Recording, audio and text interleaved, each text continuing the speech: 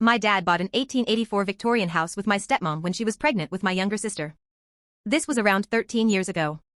Being a history lover, my dad wanted to discover the history of the house and who built it. Turns out it was built by a judge and his wife for their family.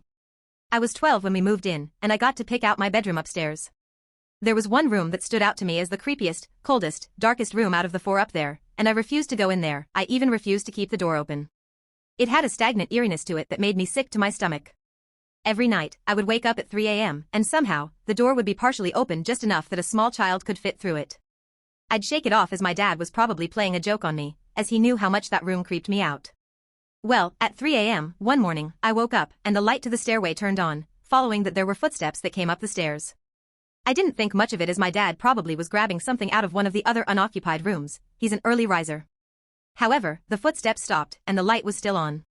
Later in the morning, my dad asked me why I left the light on in the stairwell, and I said, "Why did you leave the light on in the stairwell? I heard you come upstairs."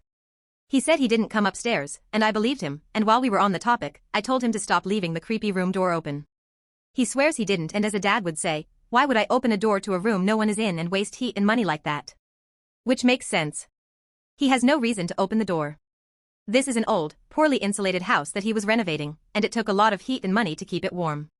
About a year later, it was late, and I fell asleep on the couch downstairs, so I got up to go to my room. When I got to the top of the stairs, I noticed the door to the creepy room was open. Tired and annoyed at this point, I went to close it, but froze when I saw a hand on the doorframe and a little white face of a little girl.